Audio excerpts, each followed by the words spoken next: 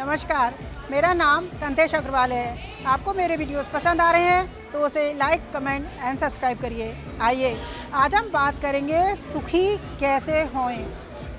जो सबसे कुछ सीख लेता है वो बुद्धिमान है। जिसका अपनी इच्छाओं पर नियंत्रण है वो शक्तिशाली है। जो दूसरों को सम्मान देता है वो सम्मानित है। और जिसके पास जो है उसमें वो खुश है तो वो सबसे ज़्यादा धनवान है।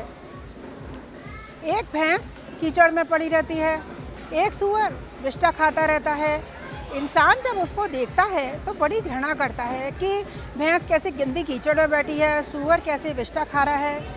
लेकिन आपको पता है, सूअर जब विष्ठा खाता है तो वो उस समय उतना ही आनंदित होता है, उतना ही टेस्ट से, उतना ही इंजॉय करके खाता है जैसे इंसान कोई स्वीट डिश, कोई अपनी डेजर्ट या कोई बेकरी आइटम या चाइनीज़ या कोई भी अपना पसंदीदा खाना खाता है।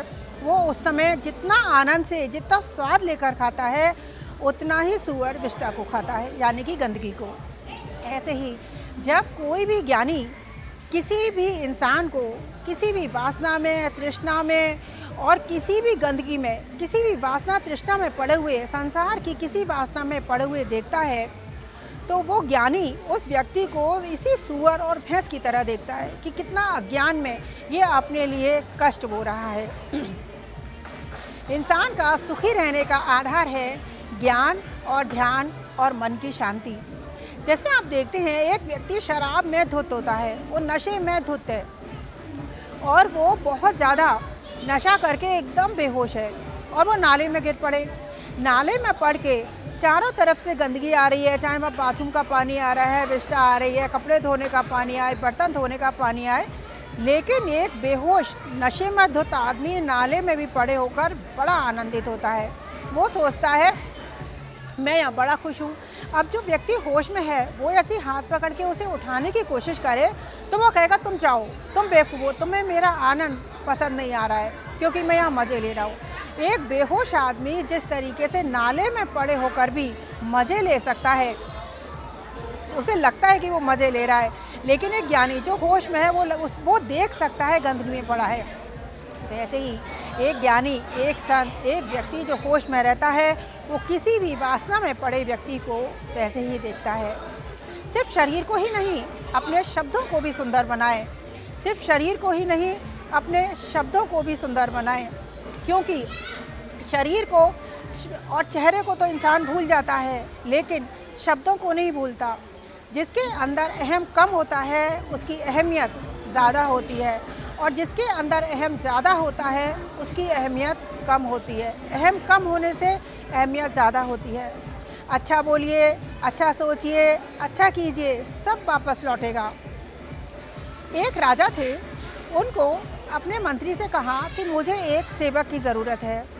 मंत्री बोले ठीक है राजन, मुझे थोड़े वक्त का समय दीजिए, मैं अच्छा सा सेवक देखकर ढूंढकर आपको देता हूँ। उसने थोड़ा वक्त मांगा और कुछ समय के बाद एक अच्छा सा सेवक ढूंढकर उसको दिया और फिर थोड़े टाइम के बाद राजा से पूछा, राजन जो मैंने आपको सेवक दिया था वो आपको कैसा लगा, कैसा काम कर रहा है? राजा बोला काम तो वो बहुत अच्छा कर रहा है लेकिन दिखने में और शक्ल में अच्छा नहीं है, थोड़ा सांवला सा है और उसकी शक्ल सूरत ज़्यादा अच्छी नहीं है। मंत्री को ये बात बड़ी अजीब सी लगी। फिर गर्मियों का टाइम आया। जब गर्मियों का वक्त आया तो राजा ने उस सेवक से पानी लाने को कहा। वो सेवक सोने के घड़े में, बहुत सुंदर सोने का घड़ा जो हीरे मोती से जड़ा हुआ था, उसमें पानी लेकर आया। राजा ने जैसे ही उस पानी को पिया, गरम गरम लगा उसे, उसने कुल्ला करके थूक दिया और सेवक से कहा इतनी गर्मी में तुम गर्म पानी लाए हो, तुम्हें जरा भी अकल नहीं है कि पानी कैसा पिया जाता है। मंत्री ये सब देख रहा था। उसने इशारा करा और दूसरा पानी मंगाने को कहा। वो गया और मिट्टी के घड़े का पानी लाया। राजा ने मिट्टी का घड़े का ठंडा ठंडा पानी पिया और तृप्ति महसूस करी। तब मंत्री ने राजा से कहा, देखा राजन, सोने का घड़ा सुंदर था, हीरे जड़े था, लेकिन पानी आपने कुल्ला कर दिया। आपको तृप्ति दी मिट्टी के घड़े ने। यानी कि जो बाहर से सुंदर होता है उस पर ध्यान नहीं देना चाहिए, ध्यान अंदर के गुणों पर देना चाहिए जो मिट्टी के घड़े ने जल को ठंडा किया। राजा को उसका इशारा समझ में आ गया। और फिर राजन ने उस सेवक से बड़े स्नेह से काम लिया और फिर उसे कोई शिकायत नहीं करी। सम्मान, प्रतिष्ठा, यश पाने का अधिकार चरित्र को होता है, चेहरे को नहीं। इंसान महान गुणों से बनता है।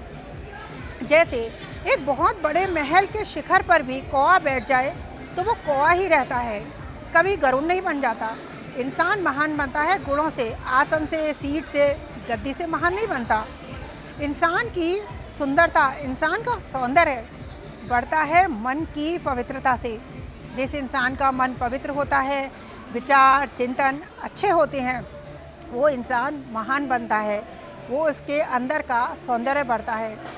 कुछ लोग आप देखते हैं बाहर से बड़े सुंदर होते हैं लेकिन अंदर से बड़े कुरूप होते हैं।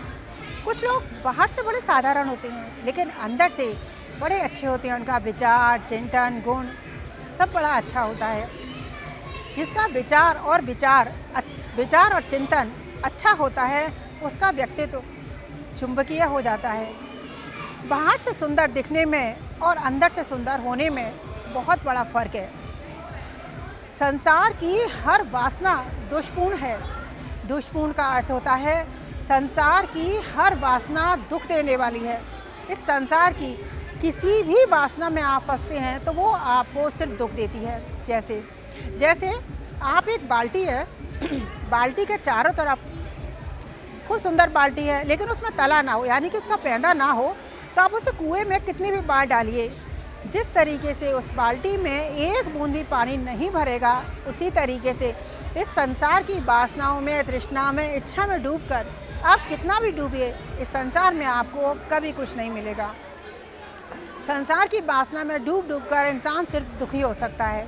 आप एक बाल्टी के ऊपर कितने भी हीरे जड़ लीजिए, कितने भी उसको सुंदर बना लीजिए, पन्ने लगा लीजिए, लेकिन तला या पैंदा नहीं है तो बाल्टी में पानी नहीं भरेगा। ऐसे ही आप कितनी भी मेहनत कर लीजिए, कितना भी जी तोड़ मेहनत कर लीजिए, लेकिन यदि आप संसार की वासनाओं में, तृष्णाओं में, इच्छाओं में सुख ढूंढेंगे तो सुख कभी नहीं मिलेगा।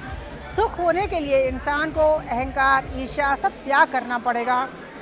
तभी इंसान सिर्फ और सिर्फ तभी इंसान सुखी हो सकता है।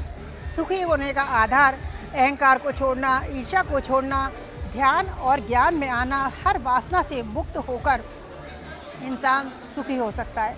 सुखी होने का आधार संसार से जितना आप ऊपर उठेंगे, संसार की सारी तृष्णा मूलाधार चक्र पे घूमती है। जिस इंसान की इच्छा और पूरी ऊर्जा मूलाधार चक्र पे, मूलाधार चक्र बैकबोन के सबसे नीचे होता है, वहाँ पर यदि इंसान की ऊर्जा घूमती है तो वो संसार में चक्र लगाता रहता है और फिर इंसान कभी सुखी नहीं हो सकता। मूलाधार चक्र से ऊपर उठता है, धरती से इंसान जब ऊपर उठने की कोशिश करता है, संसार की चीज़ों को छोड़ने का प्रयास करता है, तभी इंसान सुखी हो सकता है। धन्यवाद। आज के लिए इतना ही, फिर हम किसी दिन किसी और विषय पर चर्चा करेंगे। नमस्कार।